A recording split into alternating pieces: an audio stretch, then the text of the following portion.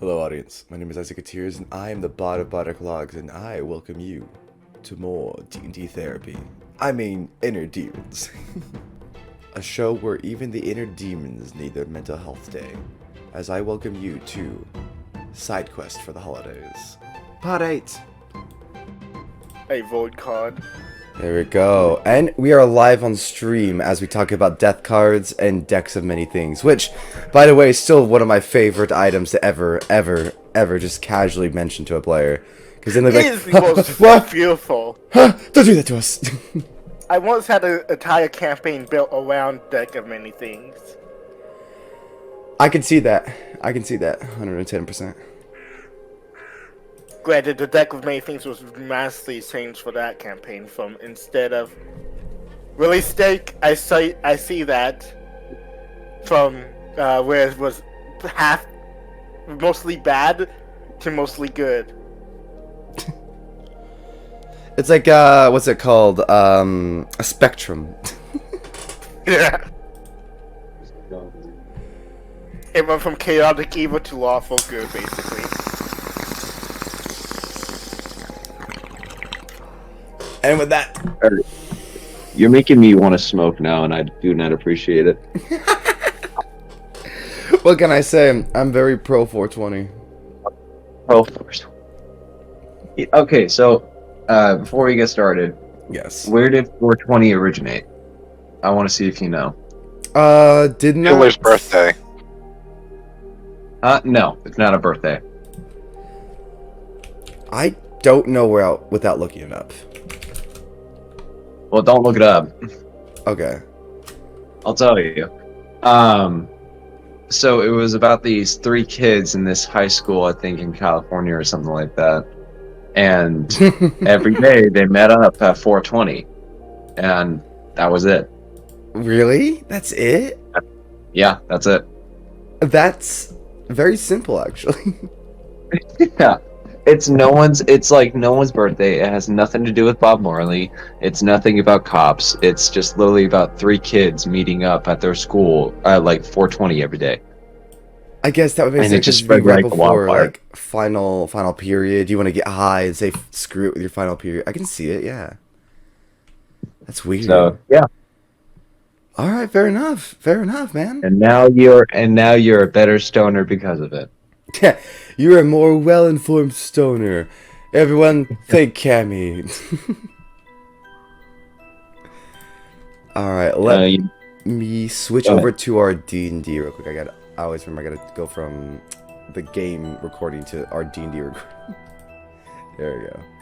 Okay, so you guys, as we left last time, are in the capital of Helfner's Rise, going over Rocco's past right now, meeting his family, seeing his regrets and everything that he has had happen to him before the inner demons. You guys have learned a lot about Rocco, and even more questions have been arised about Rocco. Who is his wife? How did she die? What the fuck are we doing here, and who the hell is half these gangs that he knows? Is Rocco really a cleric, or is he definitely a criminal? On top of that, while we're here, Corvis has got himself very pimped out and geared up with the Artificer Guild, getting ready to go visit his ever so wonderful enemy, Silas, not Salus, my god. Silas up in his castle that he has supposedly stolen. And from there, we start as you guys all wake up the early morning next day. It is cloudy and foggy over Helfner's Rise. Your mother, downstairs, Rocco, cooks a very familiar breakfast from when you're a child.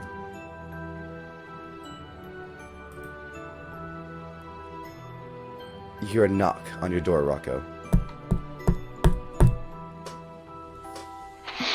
Yeah, who is it? Hey, bro, it's me. Hey, mom's making breakfast. Wake up your friends. I don't... You hear him, like, almost like he's whispering, trying to whisper through the door. He gets closer to the door. You can, like, literally hear him, like, push up against the door as it, like, creaks a little bit. That Corvis guy scares me. I don't want to wake him up for Mom. Alright, we'll be down in a minute. Okay, sounds good. Start waking everybody up.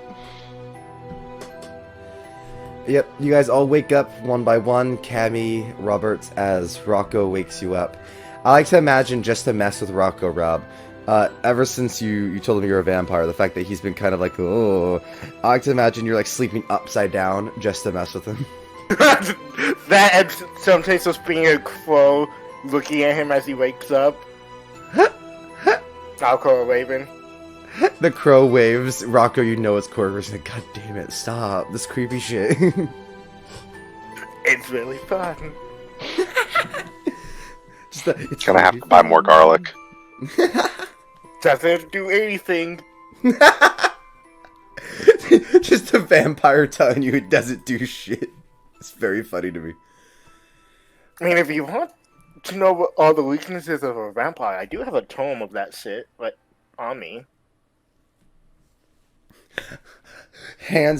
Rocco, he hands you like this like pamphlet and it's like, what to do with you and your blood-sucking sanguine. I like to surrender onto the wheel. I like to imagine that like it's like a really thick book, and you open it up to the first page, and it says, "There's nothing you can do," and everything else is blank. Yeah, there's nothing you can do. And then on the very last page it says, "Well, I guess you could feed them a cow." I mean, yeah. It's just the very last page. Feed into the ego. Most vampires tend to be ace-centered, narcissistic motherfuckers. That's why the book is so thick, to make it look like it's an entire manual to take care of them. In reality, just one page. Feed their ego.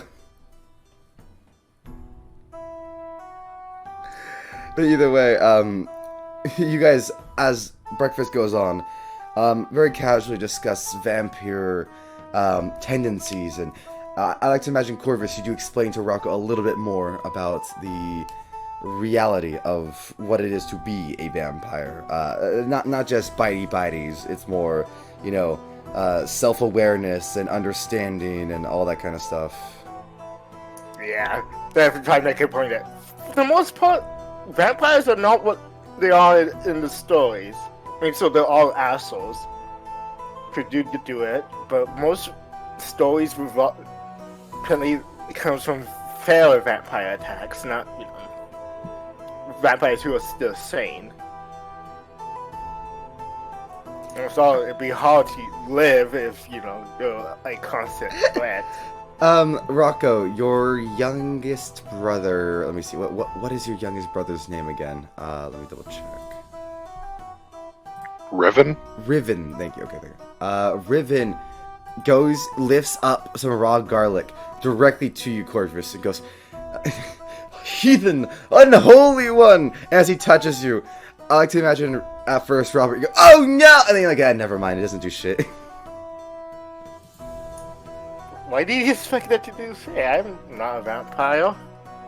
The kid looks at you, wait, that doesn't work? I met a few vampires in my travels, but yeah, no, it does not work. Duh, what the... I have no clue where that came from. What is I just everyone got a say little suspicion. Pretty sure it came from one vampire who was allergic to them. God damn Just it. one.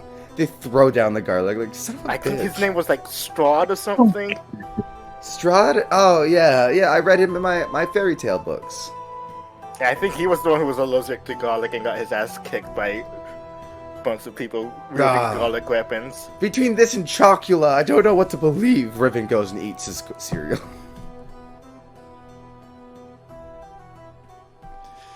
As you guys get up and get going, before you leave, Rocco, your mom does put one last thought into your ear. Rocco, I know that since her passing, you have been more reckless. But I hope that as you go and handle these contracts for your crew, you do more than just grow in monetary wealth. I hope you understand your usefulness to this world. Because you do matter, Rocco. And I hope that by this mission with Corvis and Amleth and Cammy, as she gestures to Cammy, knowing that you kind of don't like him, but kind of like, he's still here. Is that Fuck like, you. she just nods her head to you, like, valid. She, how do I put this? Just puts a hand on your shoulder, looks you directly in the eye, and says, just remember where you come from, and who loves you. And you'll always be back home. I'll try to make you proud, Ma. She hugs you. It lasts a solid minute before she lets you go, and she did this exact same thing when you decided to go and join the physical, or not even join any gang, anything. You said you're gonna leave and depart and do anything. Really, she shoved you out the And door he's the same gone. way. Yep, shoved you he's out back. the door. Oh, he's gone? I'm back. Not as bad. Oh, I lost it for a second. My Discord's being fucky today. all good, all Shoot your good. Discord. And by the way, Ooh, JP, what- we will not be interacting as much with the chat today, just so you know, JP. But yes, all good. I was just saying that your mom, she did the same thing when you left before, when you joined a gang or whatever you did. As you come from the hug, she shoves you out the door. All right. To the Artificers Guild. Let's go, guys. Can't wait. Oh yeah, you still have to do that business. Mm-hmm. As you come up to the guild, Steven Stevenson, the head of the guild that talked to Corvis before, is out pitching to the general crowd. As crowds go back and forth, you see him up forth. Please, if you ever wanted to be able to harness magic with your bare hands, he slaps together these two gauntlets that make this magical thunderous boom around him, and this electrified field comes around him, and you see lightning shocks everywhere as he controls it. Join the Artificers Guild! As he makes his storm rise above him, and then thunderbolt crashes down into the gauntlets as he harvests them, and it ceases everything around him. I will teach you the oh, hello there, Corvis! Hello. I see you're doing some business. Yes. I'm trying to attract new Artificers. You know how it is nowadays as a brand new starting business. It's hard to get some people to come in. Now, I'm actually glad you came, though. I'm glad you came. And who are these friends of yours? I mean, this is Cammy. Well, He's temporary Hey. for now. Yeah, temporary. Hopefully not too long. I still don't know what's up with you. And this is Rocco. Actually, he's here to talk about some business with you. Yes, yes. Oh, yes, please. You look like a man with a fellow mindset of business. How can I help you? I actually came here on behalf of Salazar from the Entertainment Bounty Services. The moment you say Salazar, he spits on the fucking ground. Wow. Uh-oh. I really hope that's not the fact because he's a tiefling. No, I want to be no. offended, but I'm not the right character. That has nothing to do with the tiefling. I have no demonic biases. That man slipped my wife. He cucked you? He cocked me so hard. 7 years ago. I'll never forget it. Are you with the same wife still? Hell no. Well, I mean, it sounds good on like he did you a favor. That's one way of looking at it. Either way, I need not hold my biases against him towards you.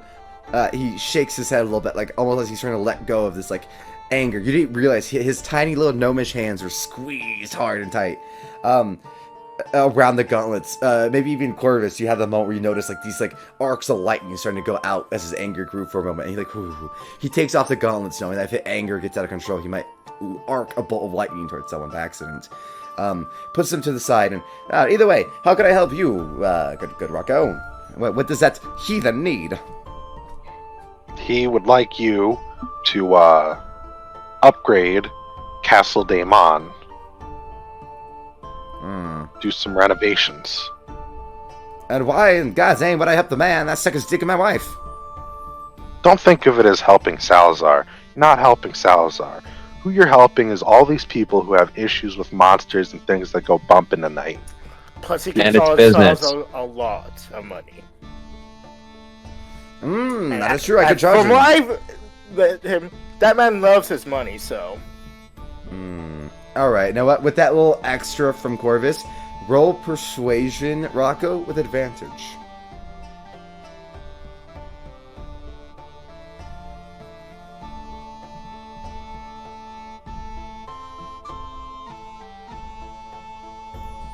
How did that go?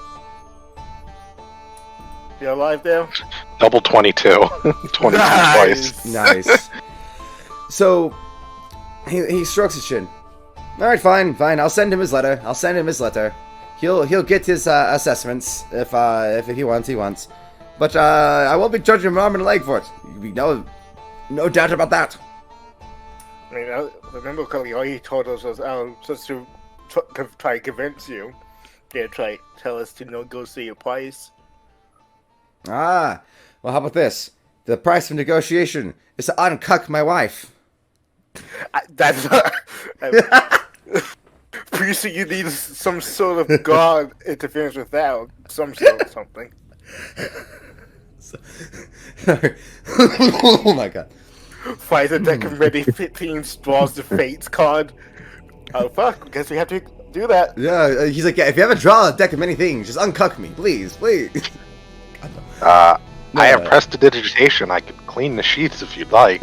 Oh god. I'm pretty sure you burned those seats. Yeah. Or I could just take her for myself. Oh. God. Wait, no, he doesn't actually say uncuck me. He goes, alright, well, let's see. You know what? I could be a fair man. Only 1.5 times the price I'd normally charge. And that's just for the cucking. Normally I would have done triple. I mean, that's just bad mouth. He looks at you, Are you like, huh? are you suggesting that you got cucked twice? Crosses his arms. I'd rather not discuss it. Uh-huh. After he uncrosses his arm. Anyways, that kind of gestures like, whatever. I'll message him. We'll have our discussions and we'll talk. You though, Corvis. I actually have something interesting for you. Well, actually, more for your companion, Rocco. He points to you. Corvis here tells me that if you guys are going to fight the vampire lord, you need holy magic, and you have holy. Smacks you right in the middle of the chest. I do indeed. You see, I want to access that heart of yours. If you let me open that chest cavity up and put this little, and he brings up his device. It looks like a casing for your heart. We can siphon off that extra holy energy, and you can outright just give it to your allies. Their weapons will become encased in holy energy. What is... So they'll hit harder, they'll do, like, celestial kind of damage? Like hell if I know. All I know is that it will be the pure essence of holiness, celestial energy coming from your soul, your very heart. Can I undo it if I don't like it? Yeah, I mean, I'll have to reopen your chest, but yeah. What do you think, Corvis? I've met a couple artificers before, but all of them are this crazy. All of them are this unhinged. What do you think, Cammy? It is open heart surgery. You go ahead And Nails whispers in your ear, and he's not a doctor. I don't know. Don't leave me to make decisions. I'm already mad. Well, if it helps you decide, he takes the item, plunges his massive syringe into it. We could always take it on a test run. What you do is you plunge it deep into your chest. You'll take a little bit of damage. It will be about a d6 damage. But a d6 plus 2 piercing. So you'll always take a minimum of 3 damage. But you'll be able to harness the energy for one whole casting of this of the enchantment. See how you like it. Alright, let's try it out. Do you want me to be the guinea pig, I guess? I'll cast the enchantment on you, Cammy, yeah. Alright, let's go back damn. into the training area. And you guys enter the guild, and you guys see the Tinker Workshop once again that Corvis saw before. But this time you see people experimenting. You see gnomes, Oompa Loompa style, kind of going around like moving stuff, handling the scientific gear, etc. However, eventually you guys enter this room that is like locked off with steel bars. And as you open it, you enter this larger area, almost looking like it's outside, a space within a space. And it's a tiny, almost like a little dimension of, it looks like a training grounds, where they could separately test items and gear. He tosses you, Rocco, the thing that is now shaped like a heart. So it's a kind of a clockwork heart, with on the bottom of the heart is a long needle for a syringe. Go ahead, slam it directly into your chest. He points it right where your heart is. You can feel his finger literally lightly poking the edge of your heart. I'm going to pull out a potion of healing, just in case this goes horribly wrong. I pull up my shirt, exposing my chest, and I plunge it in. It hurts like a bitch. You're basically getting stabbed by a rapier. But maybe like slightly nicer than a rapier. You do take 5 points of damage.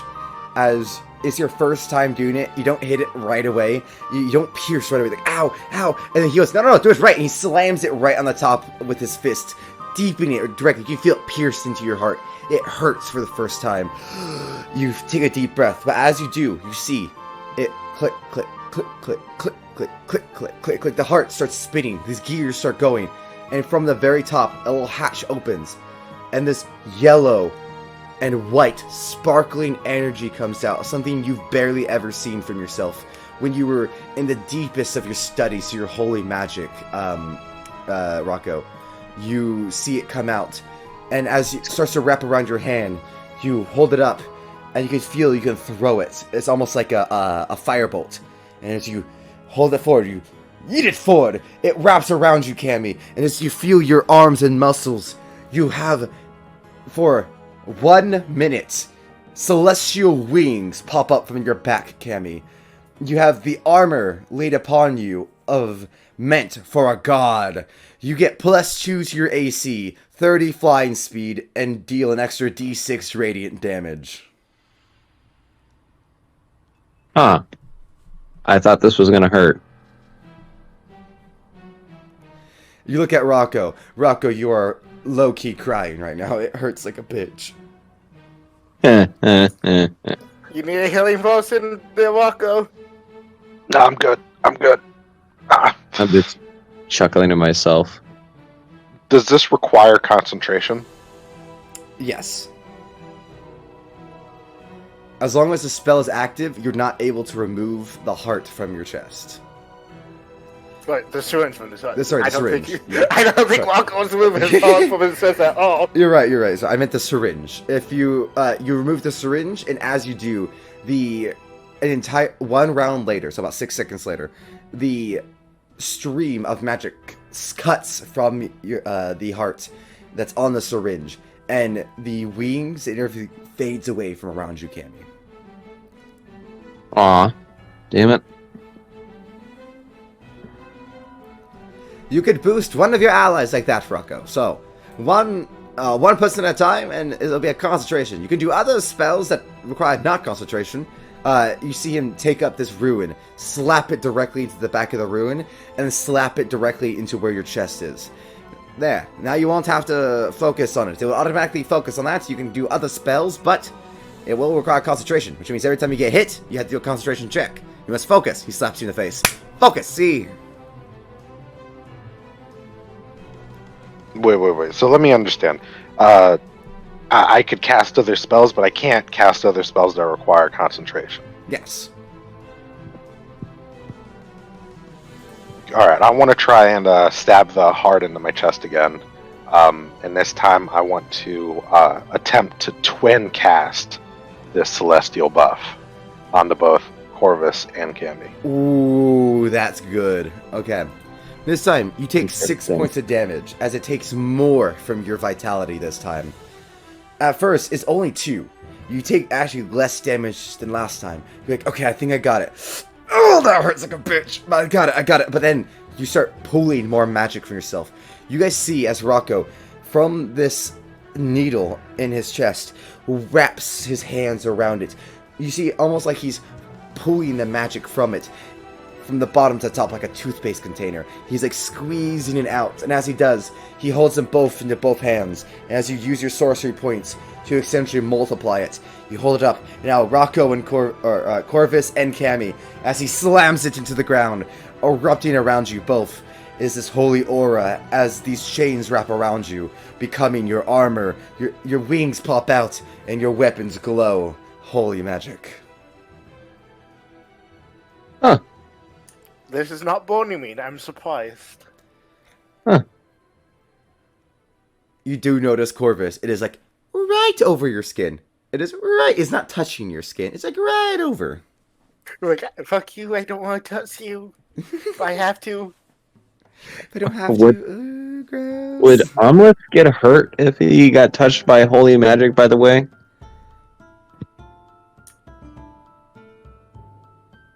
Oh, fuck. I think that's something to be discussed about later.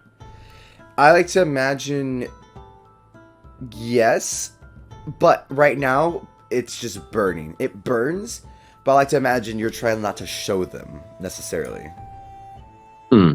Okay.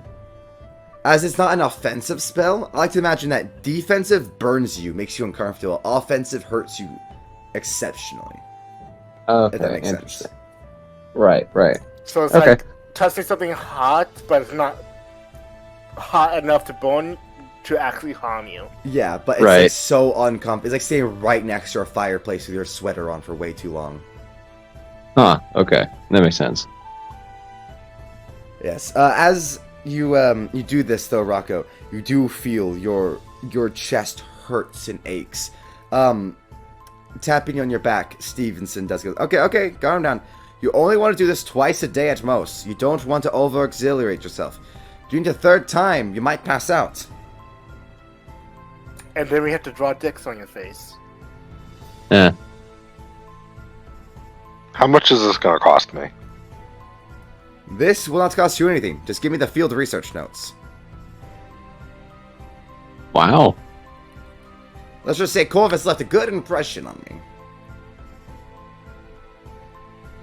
Can I make an insight check? Absolutely.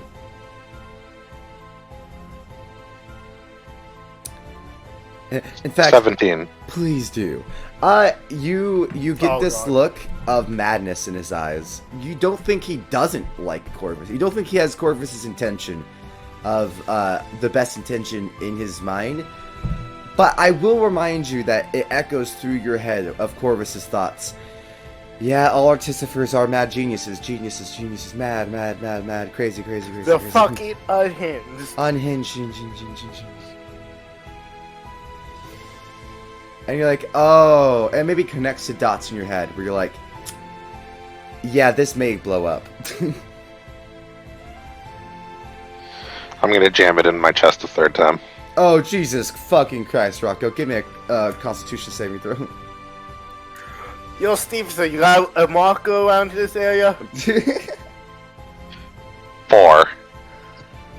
Rocco, you pass out. The moment it stabs into your chest, you hit 1 HP.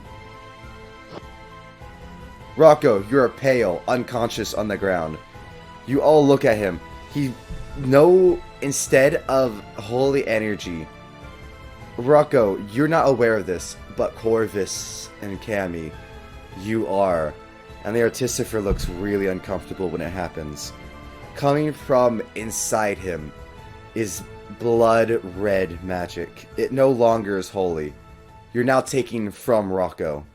All what's your max hit points, by the way, Rocco? Or what were you at before you dropped to 1? I think I was at 27 before dropping to 1. Okay, so all 27 hit points. Let me see. I have like a little ranking on how much is taken from you for this, what it'll do. 27. Okay, so it's 2 over to 25. Okay, so from it, 3 skeletal entities made of blood and viscera form around you. They form a wall holding each other's hands as if the, like the Connect Around the World kind of thing that used to be like the kids holding hands. Kind of like that, forming a wall around you, Rocco. And they slowly start bending down towards you. The artificer freaks out. Shit. He pulls it out, wrenching it from your chest. You gasp air as you come back to life. The skeletons fade away from the existence. Oh god, almost took your soul. Meanwhile, in the background, Corvis has the marker. Yeah, you're gonna have to explain that last part a little bit, because that was God damn it. That was not in the description at all. Of course not. I told you not to do it a third time. He takes it away from you, Rocco, and he tosses it into his backpack. I can't give it to you if you're gonna risk your damn life like that, you nincompoop. You're not supposed to do it more than 3 times. I just fucking told you. Hey man, I'm a bounty hunter. I do nothing but take risks. He's not wrong in that, but what the hell were those? Look, that was your body coming to take you. The magic, it's supposed to harvest and create life, but it can't create life from your death. And therefore, a weird necrosis starts to happen with the skeletons. Look, I've seen this, I've seen something similar, alright? A man had, he was a blood hunter, a blood mage. He was trying to use magic on his arm, and his arm came to life and killed him.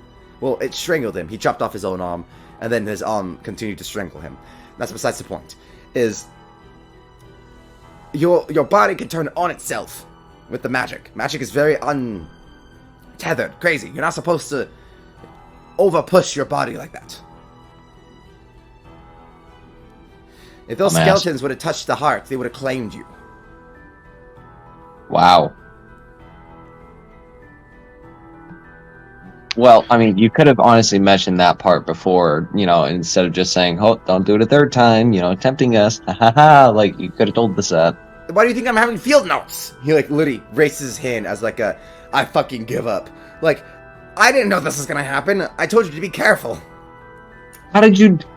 Alright, fine, whatever. It's not my circus, not my monkeys. I don't care. Whatever. Well, I hope I gave you some good field notes. I'm gonna pass on this. He, furrows his brow. Fine. Look, I want to help you with something. What is something he literally, goes up. Opens this... He takes you out of the room for experimentation. He takes you over to this medical ward. And this little nurse gnome. Hello, my name is Flip Yang Dang. I'm just going to take care of you real quick. And as she starts patching you up, Rocco, and you see she injects you with this healing liquid. Almost refills up your hole. And she, as she's patching you up, he's explaining. Look, I want to help you. You seem like good people. And I'd be lying if I didn't have a talk with my Artificers Guild. And we don't like Silas taking things. Do you know how he got that castle, by the way, that you're going to attack? I found some info that I told you. Or I told you I'd get you. This is something I'm going to have to tell the players. We never told the artificers Silas's name. I never once actually mentioned him at all. It just says I need a sword that can kill vampires. Oh, you did it? Then never mind. He doesn't say that. That's not a good sign. Uh-oh. Let us go back in time, then. The vampire that you're wanting to kill. You're asking for any information more about vampires. And the thing is, vampires have a tendency to steal and take. I've been hearing rumors, many rumors. He holds up this map that he pulls from that same pouch that he threw in the heart in. It looks a bit like a Mary Poppins pouch, a bit infinite. He pulls out a map, and you see markings all over it. I told you I'd find info, and it's all over the continent, from every part of the globe, this part of the world, the continent, this country. There's been multiple vampires going through and terrorizing, but there's been one here, and he points right next to Vikram, right to where you know Silas's castle should be. There's this one, stole it from an old friend of mine. He and a lord. Now the lords are gonna go and try to politically kick him out. They're gonna die. I'd rather them not die, and on top of that, I'd rather this man at the very least give his castle back to my old mate. Now, if this can be handled, then maybe I'd like to help. But if not, then whatever. Here's the info, hands you the map, Corvis, of all the movings of the past month from vampires. You see about 7 different vampire lords are currently active within the continent. I'm going to take a note exactly where those vampires lords are. Because, I'm still a vampire. I can't. It would be bad if I piss off a more powerful vampire lord. Indeed. Now that's where the kerfuffle comes from. He then pulls out another book that says Vampire Lords in You. He slams it down, opens it to page 169, and goes, "Look here. On the 32nd sentence here, there is only ever in one continent a true vampire lord. Overlord. Everyone else is merely captains of the lord." Which means this vampire that you're going towards, he's either the most powerful one, or maybe he was working under someone else's command. So either you're going to die when you get there, or if you kill him, you better ask him where and who told him to do this to you. So there was a price for this heart. You wanted me to kill this vampire. Yes. He waves you off. But that was assumed. You were already going to do that. That wasn't the price. It was aiding you. You were already doing something I wanted, and therefore I wanted it to be more likely to occur.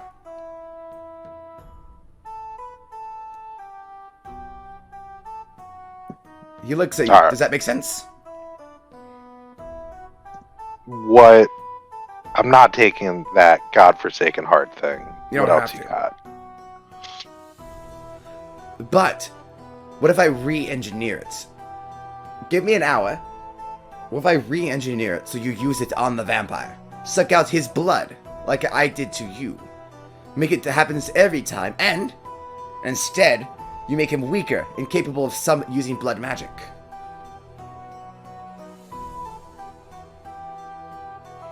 How about you make a weaker version of it that doesn't require concentration?